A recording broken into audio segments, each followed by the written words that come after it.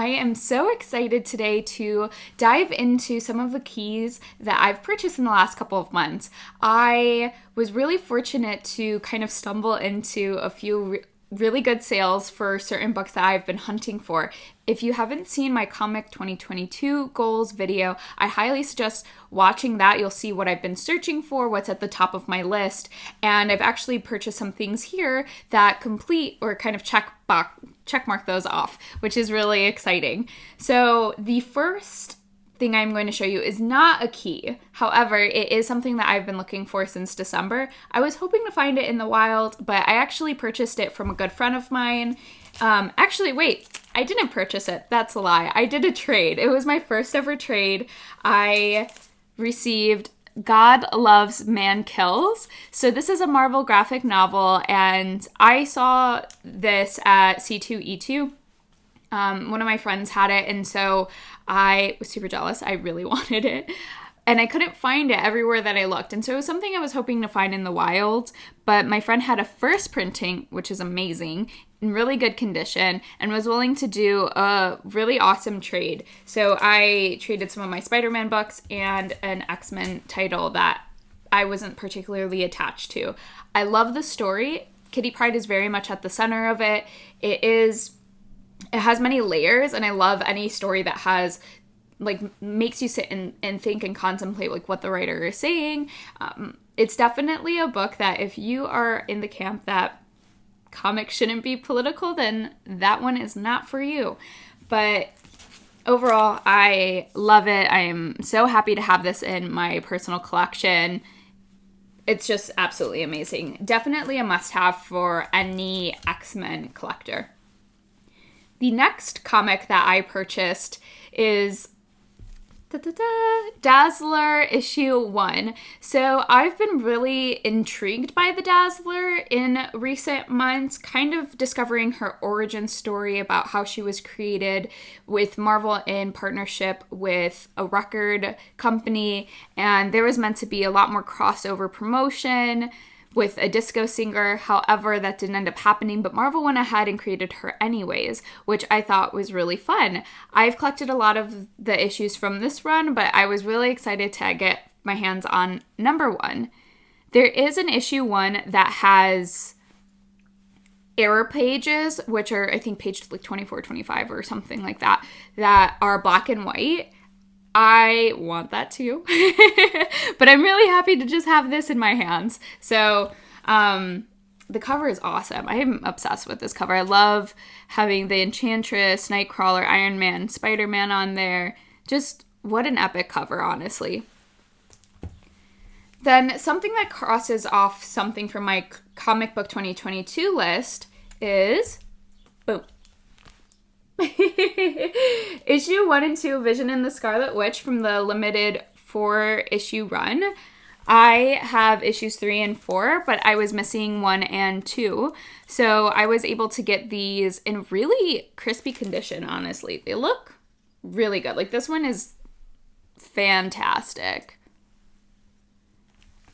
And I was able to get them for really cheap because during WandaVision, when I was actually searching for these, they were a little pricey. So I'm glad that I waited and kind of just learned that when Marvel trailers drop or when the series is before it comes out and then a little after it comes out, the comics are really hot, but eventually things kind of, for the most part, will slow down just a little bit or become less hot. And WandaVision comics are, anything that's Vision and the Scarlet Witch have kind of decrease a little bit in the last couple of months, and so I was able to get those for incredibly cheap, which is great. So it completes all of the Vision and Scarlet Witch runs. I have the 12-issue limited series as well. I purchased that right after WandaVision, so I probably paid a little bit more than I should have, but I was a bright young comic collector and had no idea that the Marvel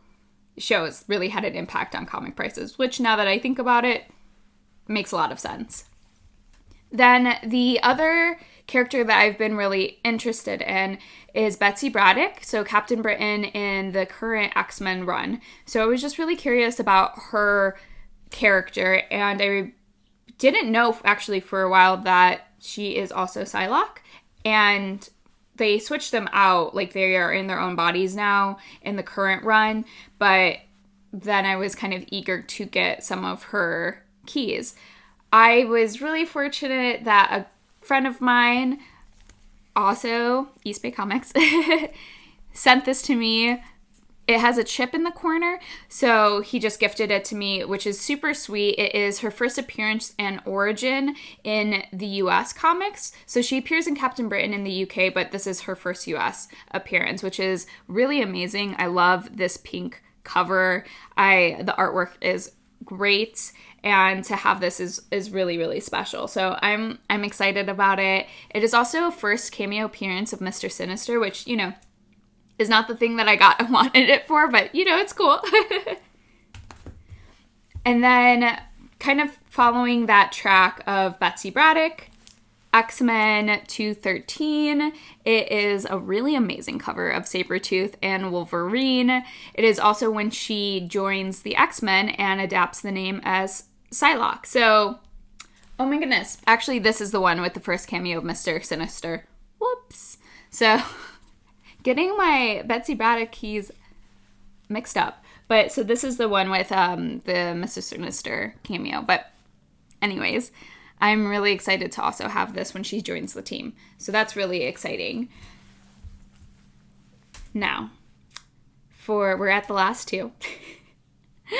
One of them is very divisive. Avengers Annual 10. So I love this cover. These panels are amazing. I know that mostly everyone, says the cover is really busy, but I love that about it. There's so much action packed in here. You have all of these characters. You have Spider-Woman flying. You have the first cover appearance of Mystique. You have the X-Men and the Avengers facing off. You have Captain America getting his butt handed to him. You have Vision and the Scarlet Witch in the corner. So it's showcasing a lot of characters that I really love. And I really enjoy the art. And it has a 10-speed ad, which is something on my Comic 2022 goals video, is something that I'm kind of collecting. If a comic that I would be interested in, if it's about a character that I would like, if it has a 10-speed ad, I am probably going to buy it. I just love how they look on the comics. There's just a nostalgia factor for me. And yeah, I am an amazing story, great interiors, first appearance of Rogue, which is so dope. I don't really have, many, I don't think any. I think this is like my big first appearance of an X-Men character, or like someone from the X-Men team that's really big. So Rogue being one of them. It's really amazing to have been able to purchase this, to have this in my collection. It's the first appearance of Madeline Pryor, and I think I had said earlier, the first cover appearance of Mystique. So I am a huge fan, and I'm so happy to have this in my collection. And last but not least, I was able to purchase something that was on my Comic 2022 goals video. That was one of like the bigger keys. So X-Men 96 is the first appearance of Moira McTaggart. I absolutely love her character from the Hickman run. So having her first appearance is really special to me. How I was able to get this is the fact that it is considered incomplete. It has a coupon cut out, so I think it was graded at like a 2.5. But it's like in really amazing condition. I can read it, which is what is important to me. I don't really care about grading or that there's a coupon cut out, as long as I can read the story. So the coupon doesn't interfere with any of the story panels, so it's totally fine. I am so happy to have this. I did want to talk a little bit about my experience buying this one. So I'm not going to name names just because I don't feel like that would benefit anyone. I was able to purchase this, and I'm really excited about owning X-Men 96. The seller gave me a good deal on it, shipped it out incredibly quickly, it was packed really well. So in all of those ends, I had a really great buying experience. However, being a woman in comics, there is definitely, I think, an understanding when I talk to most people that the women in the community just get DMs and like get sent crazy things. And it's kind of just expected. Like, I've had so many people ask, like, oh, what crazy stuff have you been sent in your DMs? And I understand that the curiosity and like that expectation.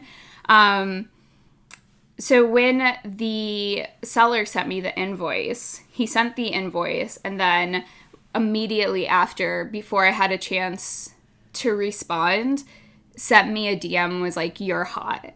And it just feels incredibly unprofessional. Like, you're a seller, and if I walked into a comic shop and you were behind the counter, would you really go to a customer, a paying customer, and say, "You're hot" to their face?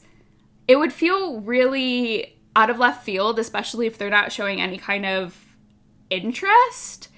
So that really bothered me. I won't be buying from the seller anymore, which is, probably not going to make an impact on that person, which is totally fine. That's not why I'm saying this.